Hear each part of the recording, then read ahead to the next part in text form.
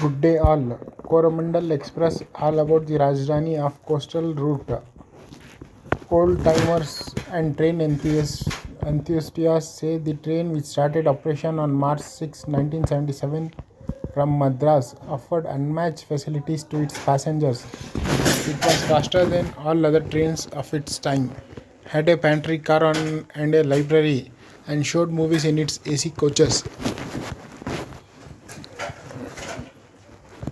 Newspaper adverts announcing birth of Coromandel Express in 1977 to the world gave all indication that it was a star product even before it started operation. Instead of 32.35 hours taken by a Madras mail, this train will take 25 hours to complete its journey. The advertisement Yugantra, a Bengali newspaper, announced the train is totally vestibuled to enable serving of meals from the pantry car, it said, as a USP of the new train, telling the world about the first intercity bi-weekly train that started on March 6, 1977 from Madras and March 7 from Howrah.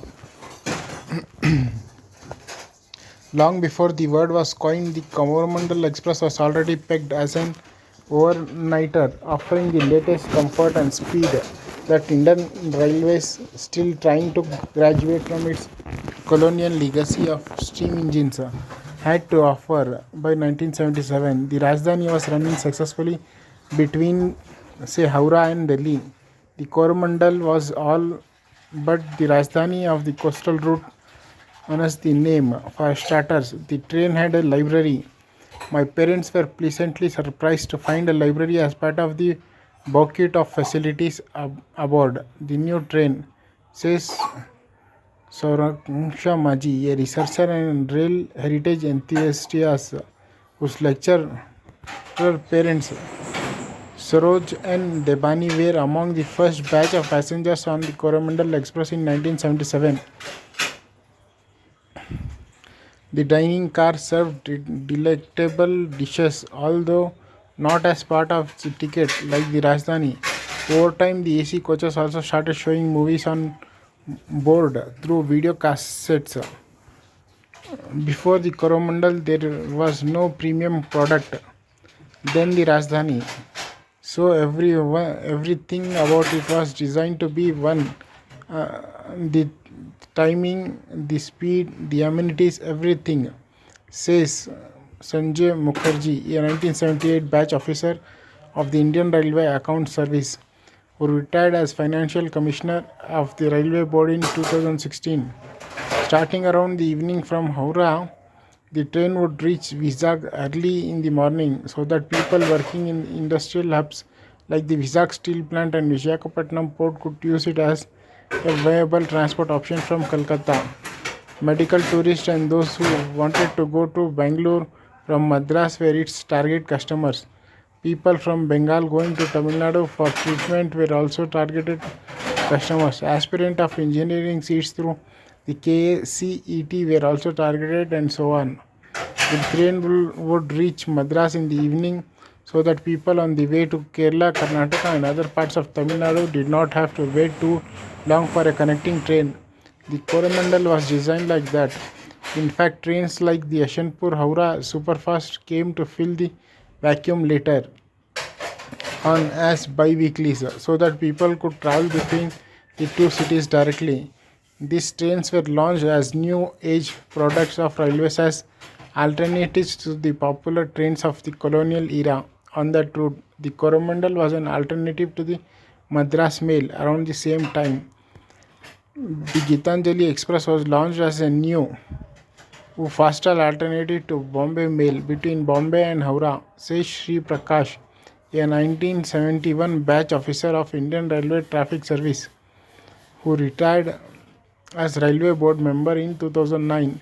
The train, which was supposed to only make an operations technical halt in Kharagpur, was eventually made to halt there as a commercial stoppage.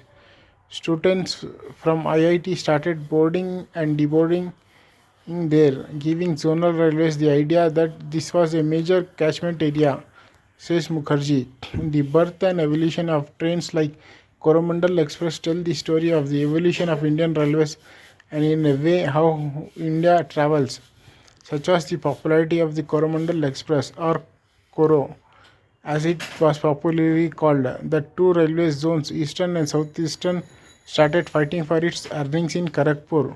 The stop in Kharagpur was formalized after that. He says, somewhere down the line, it also became a daily train, which it remains on to this date.